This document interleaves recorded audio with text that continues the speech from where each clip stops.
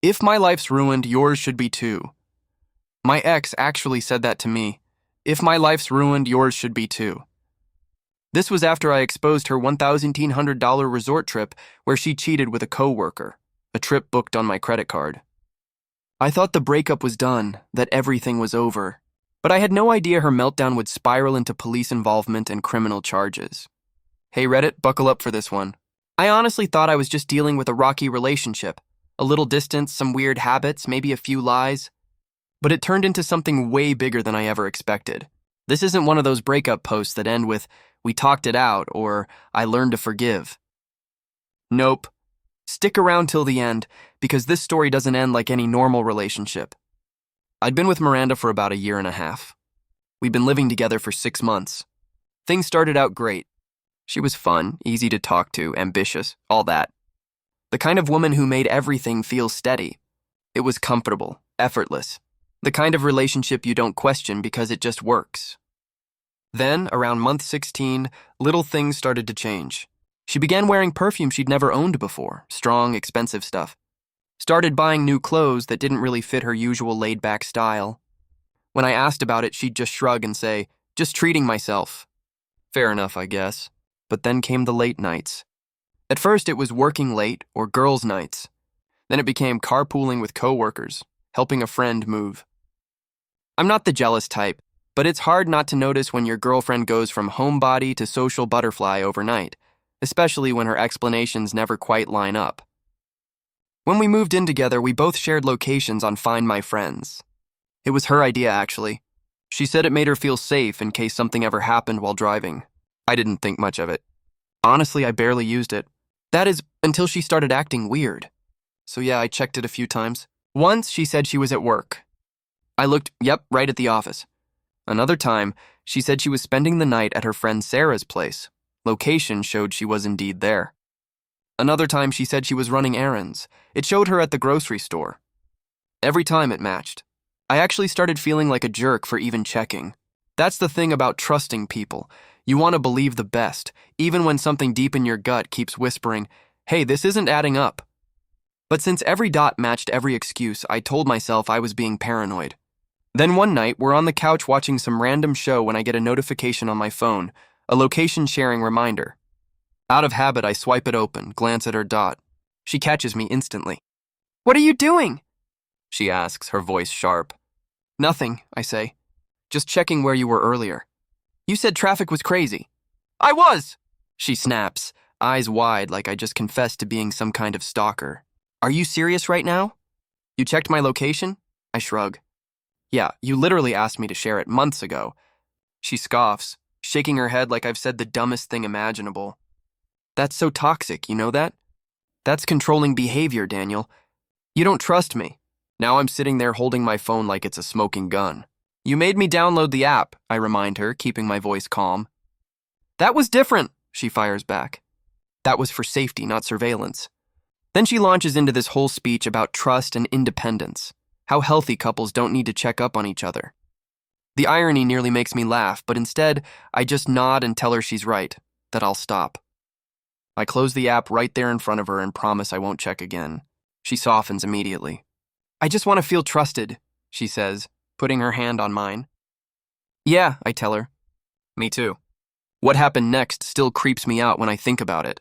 Almost overnight, she transformed back into the perfect girlfriend. Suddenly, she's cooking dinner, packing my lunches, giving me long hugs before work. She starts leaving cute sticky notes around the apartment. "Have a great day" on my coffee mug. "Miss you already" on my lunchbox. At first, I tell myself this is good. Maybe that little fight helped reset things. We're laughing again. She's more affectionate. Everything seems normal. But it's too normal. Like perfect to the point where it feels rehearsed. If I really believed everything was fine, I wouldn't be lying there at night staring at the ceiling, wondering why my gut still feels twisted. The food's great, her smile's perfect, everything looks right, but it doesn't feel right. That's when I realized no one turns flawless overnight unless they're trying to cover something up. I didn't say anything. I didn't check her phone or her location again. I just waited, quietly in me while that bad feeling kept growing. And that's how it started. That quiet part of me that stopped giving her the benefit of the doubt. The part that turned off that app, not realizing it was the biggest mistake I could have made. The next week, Miranda's schedule turned into a puzzle no one could solve. Every day came with a new excuse that made less sense than the last. Monday was a late meeting. Tuesday was helping a coworker move. Wednesday was gym after work. And from there, well, things only got worse. And then came Thursday. She said she was meeting an old college friend for dinner. She barely made it home before midnight any night that week. It wasn't just the late hours, when it was how she looked leaving the apartment. Before, her idea of running errands meant sweatpants and a messy bun. Now she was stepping out in tight jeans, hair done, fresh perfume, full makeup. I joked once, asking if she was trying to get sponsored by Sephora. She laughed too loud and said, "You'd like that, huh?" But didn't actually answer. Then came the jewelry, a silver bracelet I'd never seen before. I asked about it casually, and she said her mom bought it just because. She also started hiding her phone more. It used to be everywhere, on the couch, on the counter, face up. Now it was always face down or tucked in her pocket.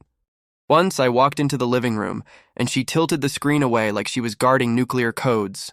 Friday morning rolls around and she's in an amazing mood, humming, packing a weekend bag. She says she's heading to her mom's house, 3 hours away. Apparently her mom hasn't been feeling well and she wants to help out. "Yeah, that's fine," I tell her, pretending I'm not suspicious. "Tell your mom I said hi." "I will," she says, smiling. "You'll survive without me for a few days." "I think I can manage," I tell her. She kisses me goodbye, all cheerful, grabs her overnight bag and leaves. I spend the rest of the morning catching up on some remote work, just minding my own business. Around 2 in the afternoon, I get a text from my bank, joint card activity alert. We'd opened that card together a few months ago for groceries and emergencies, but honestly, it barely got used anymore. The alert says $200 transaction at Tivera Prime. I frowned. That's an expensive restaurant downtown. Not exactly a me and mom type of place. I figure maybe she grabbed lunch before driving out. Then, 15 minutes later, another alert. $380 purchase at Luxe Boutique. That's a high-end women's store. I've been in there with her once.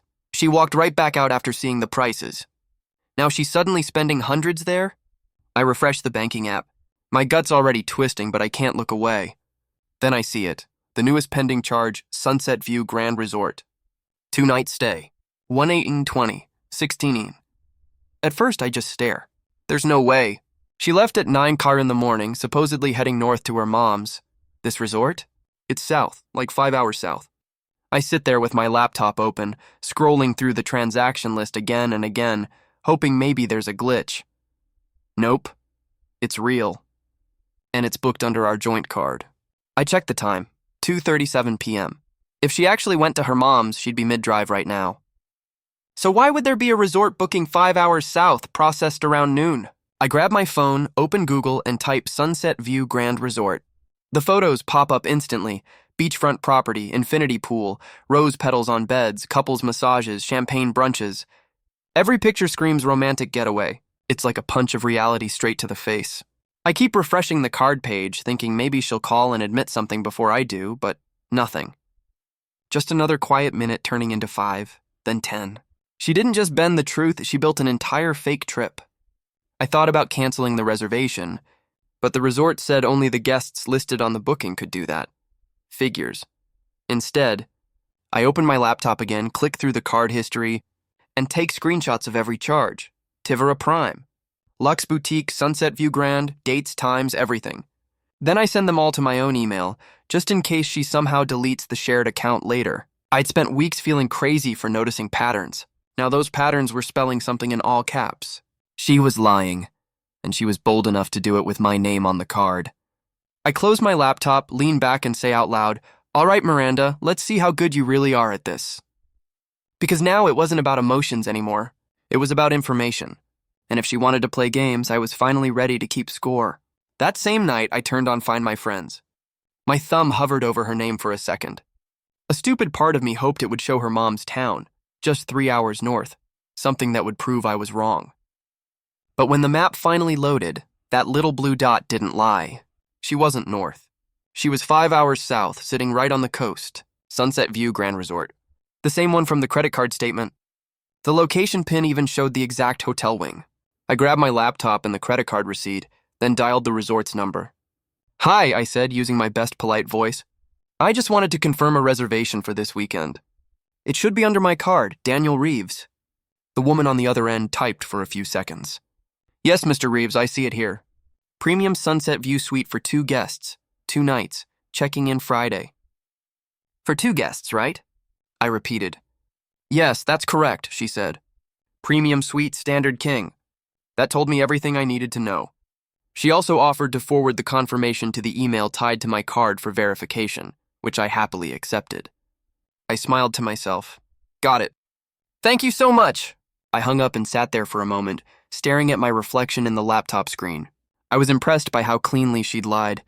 She built this fake mom trip while booking a romantic weekend with someone else, on my card. I took screenshots of everything, her live location at the resort, the bank transactions, the resort's confirmation email, even the Google Maps timestamp showing the exact coordinates.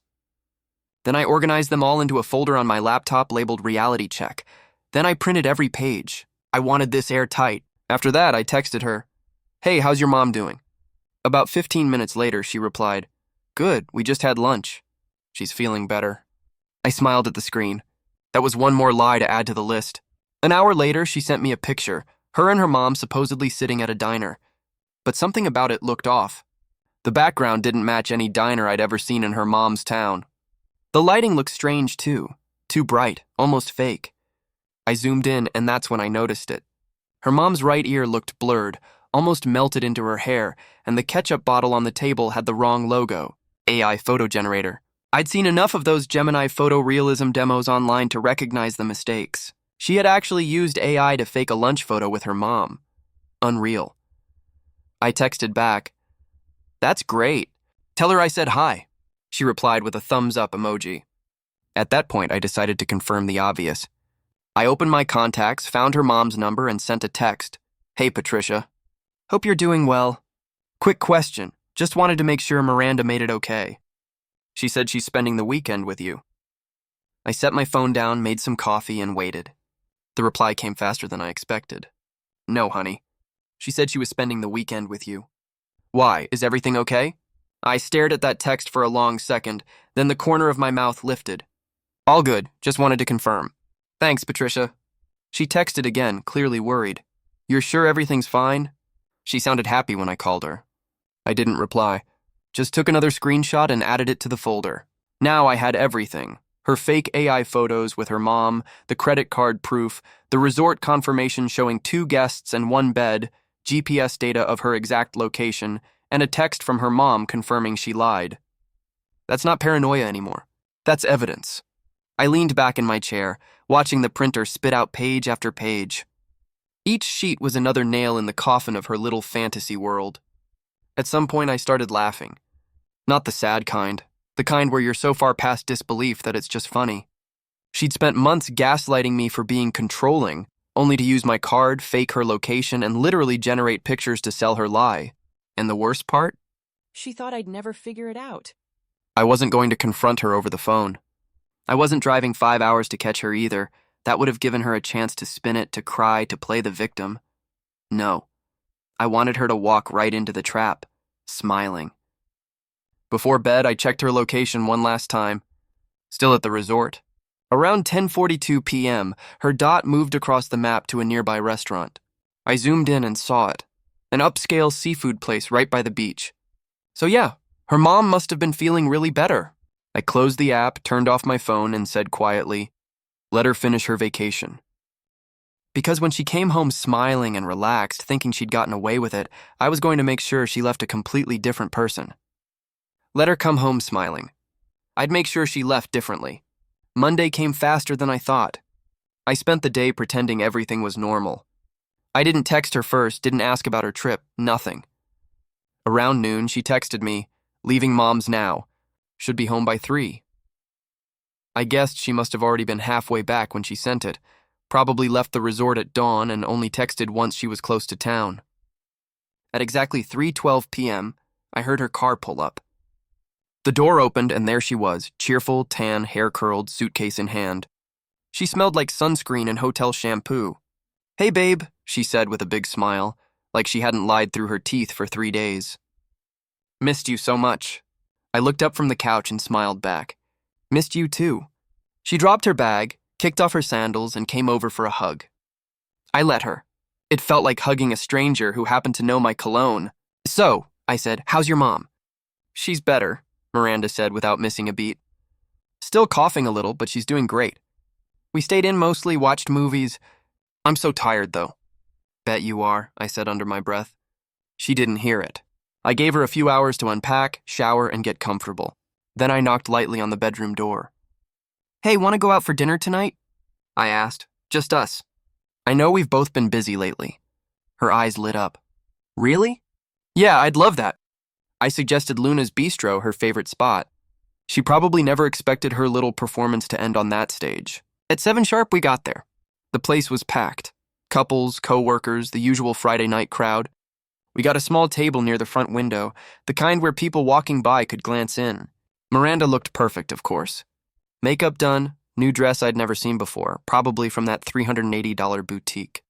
She smiled across the table like she'd just won something. I'm glad we're doing this, she said. I feel like we've been off lately, but I think this weekend helped me clear my head. I nodded. Yeah, that's good. What did you do all weekend? She started talking fast, too fast. Oh, helped Mom with her garden, watched a couple shows, made dinner together. It was nice to just disconnect. Yeah, totally, I said. How's our garden doing now? She blinked. Good. We planted, roses, I think. You think? She forced a laugh. You know me, I don't remember flower names. I leaned back, pretending to think. True, I said. And the weather was good up north. Yeah, she replied, glancing around the restaurant. Bit cloudy, but not too bad. Weird, I said, pulling out my phone. Because the weather app says your mom's town had rain all weekend. She froze, just for a second, then smiled again, a little too quickly. Maybe it rained at night. I wasn't keeping track. Of course, I said, keeping my tone calm. The waiter came over, took our order, and I let her talk. She told stories about work, how stressful things had been, and how she was glad we were finally in a better place. I even laughed at a few of her fake jokes just to sell the illusion. Then the waiter brought our food, her pasta, my steak. I waited until she had her fork halfway to her mouth. Hey, I said softly. Mind if I show you something real quick? She smiled, still chewing. What's up? I reached into my bag, pulled out a folder, and placed it on the table. She frowned, wiped her hands, and opened it. Her entire face changed. Receipt, Sunset View Grand Resort. 2 nights. Premium suite. 2 guests. She looked up at me. What? What is this? I didn't answer. I just placed another paper on top. Screenshot of her live location. Timestamp, Saturday, 2:47 p.m. Location, Sunset View Grand Resort. Then another. Credit card charges, restaurant, boutique, resort. Then another. Text from her mom. No, honey. She said she's with you. Each one carefully printed, slid across the table like poker cards. She stopped breathing for a second. Her hands shook slightly. Daniel, she whispered. This isn't what it looks like. I leaned forward, voice calm but low enough for the people at the next table to hear. Then what is it? She looked around, realizing a few people were glancing over. Please don't do this here, she whispered, her voice trembling. Why not? I asked. You weren't worried about an audience when you used my card for a weekend getaway. Her eyes widened with panic. It wasn't like that. It was a girls' trip, I swear. I didn't tell you because you'd freak out. Girls' trip? I said, raising an eyebrow. That's funny. The resort confirmed it was 2 guests and 1 king bed. Do your girls usually share that? A few heads turned at nearby tables. Someone at the bar even turned their chair slightly. She lowered her voice, desperate now. Daniel, please stop. It was just a coworker. Nothing happened. I promise. So you lied to me. Lied to your mom. Lied to your job. And used my money, I said, keeping my tone even. And your defense is nothing happened? Her eyes darted toward the window like she was searching for an escape. You don't understand.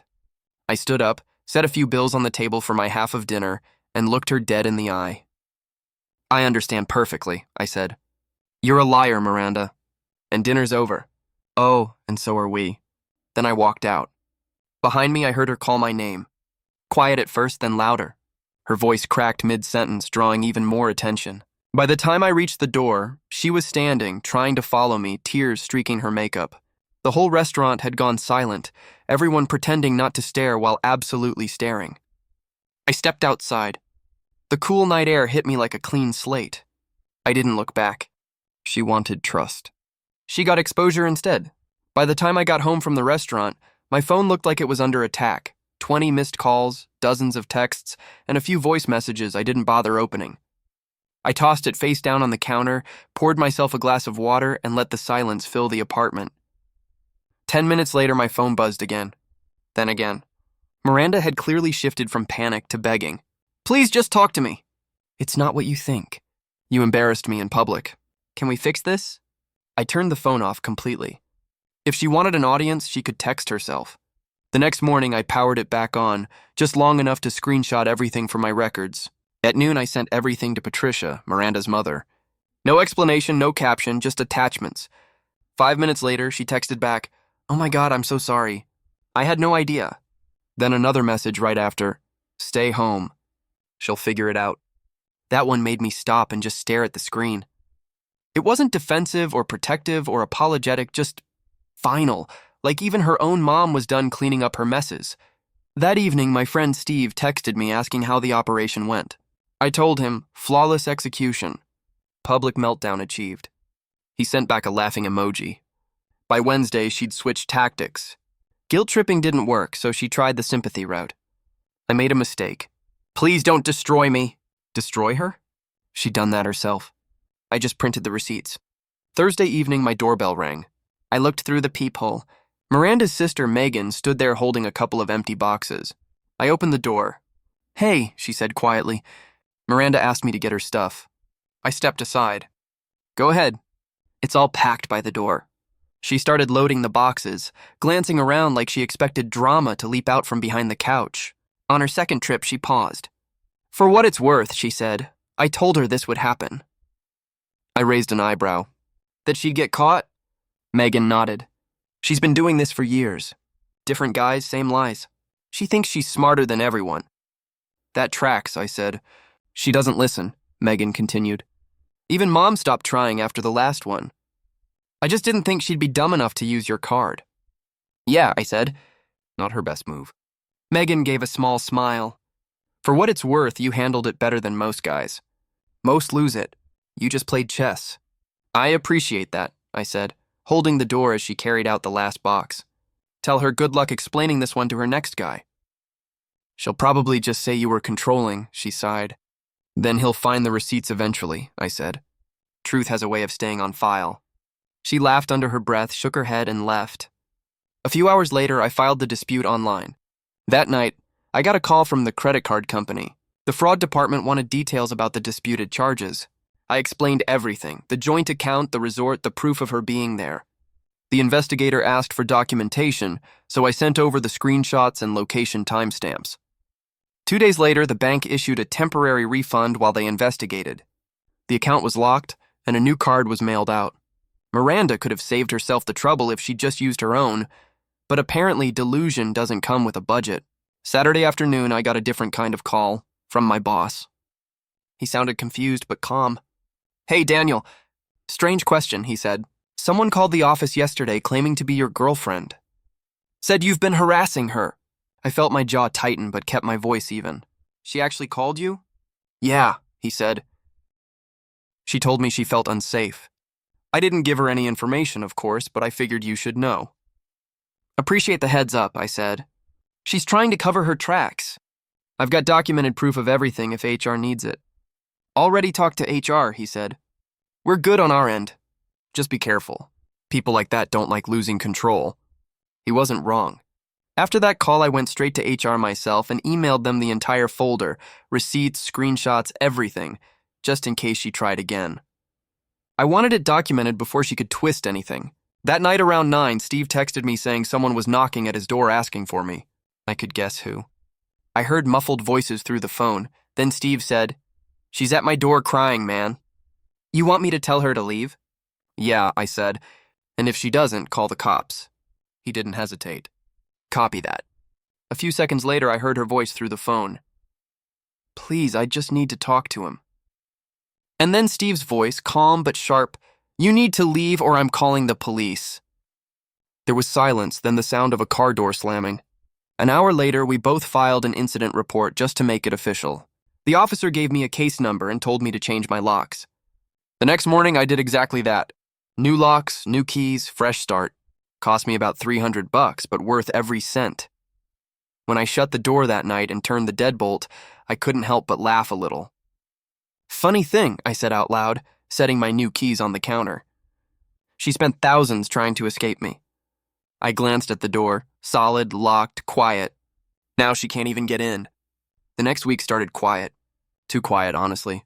No calls, no messages, no random knocks at the door. For the first time in months, the apartment felt like mine again. By Wednesday afternoon, that piece came with a new name flashing across my phone, Sean H. I didn't recognize it right away, but the voicemail started with, "Hey, this might sound weird. I'm Sean. I work with Miranda. I need to talk to you." I called him back. His tone was nervous but respectful, like a guy who didn't know if he was about to get yelled at. "Hey man," he said. "I just found out what really happened. I had no idea she was with you." She told me she was single. I leaned against the counter, keeping my voice calm. "You're the one from the resort?" "Yeah," he admitted, voice small. "She said she booked everything on her card. Said she needed a break after a bad breakup. I swear I wouldn't have gone if I'd known." "She used my card," I said. There was a long pause. Then he said quietly, "Jesus Christ." He sounded genuinely disgusted, not embarrassed, just done, like a guy who realized he'd been played just as hard. "I already talked to the fraud investigator," I said. "They've got all the proof they need, but if you want to add a statement, I'm sure it'll help." "Absolutely," he said quickly. "I'll tell them everything. She's been acting weird at work, too, like pretending nothing happened, telling people we're still friends. Everyone's side-eyeing her." "That checks out," I said dryly. "Delusion's her favorite outfit." He chuckled, but it sounded bitter. "You handled this better than I would have, man." "I respect that." We hung up on good terms. Later that night, he emailed to say he'd given his statement to the credit card company. A couple of weeks later, the case was officially closed. Final decision in my favor. No liability on my side. Friday afternoon, my phone buzzed again. "Unknown number." Against my better judgment, I answered. "Daniel, it's Patricia, Miranda's mom." Her voice sounded tired, older. "I just wanted to apologize again," she said. "I thought she'd calm down, but she's not listening to anyone. She's telling people this is all your fault." I sighed. "That's her pattern, isn't it?" "She keeps saying you ruined her life," Patricia said. "But honestly, she did that herself. I told her she can't stay here anymore until she takes responsibility. She's been lying since the day she walked back through my door." "So she's with you now?" I asked. "Not anymore," she said softly. "I told her to pack her things. She burned through most of her money. She's not in a good place." For a second, I felt something almost like pity, but it faded fast. "You did the right thing," I said. "I know," Patricia said quietly. "You deserved better. I just hope she finally learns." We hung up, and that was the last time we spoke. Over the weekend, I got a text from Sean again. "You won't believe this." She tried to get me written up at work. Said I took advantage of her during the trip, but HR reviewed the emails and I provided the card records. They know she lied. She's done. A few hours later, he called. "They fired her, man." HR said her behavior violated company policy, fraud, dishonesty, harassment. She packed up her desk this morning. Didn't even look at anyone. I couldn't help but laugh. "Karma doesn't miss." "She looked wrecked," he said. Tried to say she's the victim, but nobody's buying it. I actually feel bad for her. Just a little. "Don't," I said. She had every chance to stop. She just kept digging. Sean let out a low whistle. "You're not kidding. She's completely cut off now. Nobody wants to be associated with her. She's couch surfing." We ended up talking another half hour, and I realized he was a decent guy. Straightforward, no ego, just someone who got caught in the blast radius. "Bro, you did it right," he told me. "You let the truth embarrass her. That's the best revenge there is." He wasn't wrong. By Monday, the final fallout hit. Patricia called again, one last update. Miranda had tried to go back home, but her mom refused to let her move in. She told her she needed to grow up, find a job, and stop blaming everyone else. Apparently, even Miranda's friends weren't answering her calls anymore. She was unemployed, single, and officially out of places to stay. Meanwhile, I was back at my place, watching a movie with Steve, eating takeout and laughing about how everything had gone full circle. He looked over at me and said, "You ever think about what she's doing right now?" "Yeah," I said, picking up my drink, probably wondering how the guy she called controlling managed to control his own life better than she ever could. Steve laughed so hard he nearly choked on his food. When he left later that night, I stood by the window for a while, looking out at the quiet street. No car I recognized. No noise, no drama. Just calm. That kind of peace doesn't have a sound, not until you've lost it once. I locked the door, turned off the lights, and said it out loud just because it felt right. It's peaceful when chaos finally runs out of keys. For a few weeks, life stayed that way. Quiet, steady, and mine again. Work was smooth. Gym after hours. Dinner at home. Sleep without anxiety. No calls, no emails, no drama. I almost forgot how much energy I used to waste trying to keep someone else's storm from flooding my day. Then one Saturday night, everything broke that silence. I was in the kitchen, tossing leftovers into a pan, when I heard a knock, the kind that already felt wrong. I opened the door, and there she was, Miranda. She looked nothing like the person who used to talk about self-care and boundaries. Her hair was greasy, her face pale, her clothes wrinkled like she'd slept in her car. Her eyes were swollen and red. "Daniel," she said, her voice shaky. "Please, I just need to talk." I didn't move. "There's nothing left to talk about." "Please," she said again, her voice breaking. "Just 5 minutes. That's all I'm asking." I exhaled slowly. "You had months to talk. You chose lies instead." She stepped forward like she might try to come in. I placed a hand on the doorframe. "Don't," I said flatly. That's when the act started. She covered her face and started crying, her voice cracking between sobs. "You don't understand what I've been through. Everyone hates me. My mom kicked me out. I can't get a job. You ruined my life, Daniel." I crossed my arms. "I didn't ruin anything. You used my card, lied to my face, and got caught. That's called consequences." She dropped her hands and glared at me. "It was one trip. One mistake. One mistake that cost nearly $2,000 and a career," I said. "You really think that's my fault?" Her breathing got heavier. "You're acting like you're some saint. Like you didn't humiliate me in front of everyone." "Public lies get public endings," I said calmly. That's when she snapped. Her voice jumped an octave, screaming now, words tripping over each other. "You ruined my life over a getaway. A weekend! You had to make it public. You had to destroy me!" She slammed her hand on the kitchen counter hard enough to rattle the utensils. I stayed still. Then she turned, grabbed the nearest thing, a knife. Not a big one, but sharp enough to make your heartbeat pick up. "Put it down," I said evenly. "Don't do this."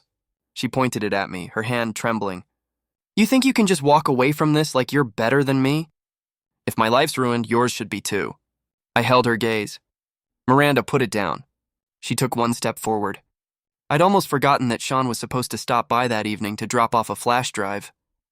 That's when I heard a knock, and from behind her this time. The door was still slightly open. "Hey man, you home?" Sean's voice came from the hallway. Miranda spun around, eyes wild.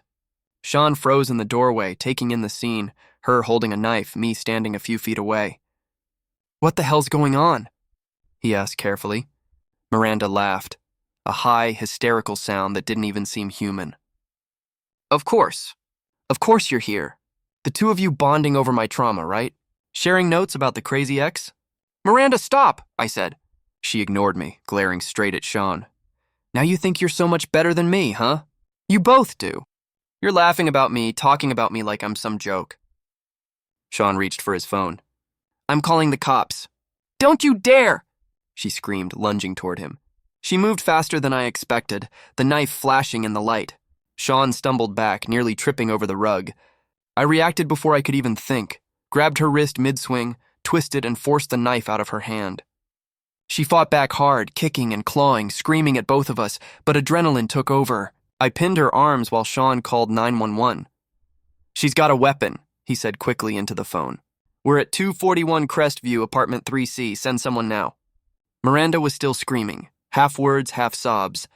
"You both ruined me. You made me look insane." "You did that all by yourself," I said quietly, holding her down until I heard the sirens outside. It didn't take long. 2 officers came up within minutes. Sean stepped back while I raised my hands and moved aside. The cops ordered her to stand. She didn't. She just sat on the floor crying, muttering things that didn't make sense. When they cuffed her, she started begging again. First them, then me.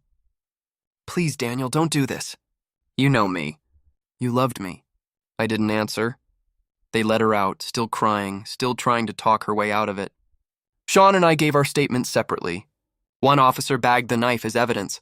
Another asked if she'd ever done something like this before. "Not with a weapon," I said. "But she's been escalating." They nodded, said they'd keep us updated, and left. When the door finally shut, Sean just stood there rubbing his forehead. "Man," he said quietly, "she's gone completely off the rails." "Yeah," I said softly. "That's what happens when lies catch up." We sat in silence for a while. The adrenaline faded, leaving only exhaustion. Sean looked at the dishes on the counter. "You saved me from getting stabbed," he said. "I just didn't want blood on the rug," I replied dryly. He laughed, shaking his head. A few weeks later, I got an update from the officer. Miranda was charged with assault and trespassing. Her mom didn't bail her out this time. Court-ordered therapy, probation, criminal record. Her life was really ruined now, and every bit of it was self-inflicted. That weekend, Sean stopped by again with takeout. We sat on the couch watching the game, quiet for a while before he said, "You ever think about her?" "Sometimes," I said, "but only when I need a reminder of what peace costs." He nodded. Expensive lesson, worth every cent. When he left, I locked the door behind him, listening to the click of the bolt. That sound used to mean nothing. Now it meant everything. I looked around my apartment, quiet, safe, mine again, and said to myself, "She said I ruined her life." I smirked. She did that long before I showed up. If you're hooked on this story, smash that hype button. It tells YouTube, this video deserves to blow up, and it keeps even crazier stories coming your way.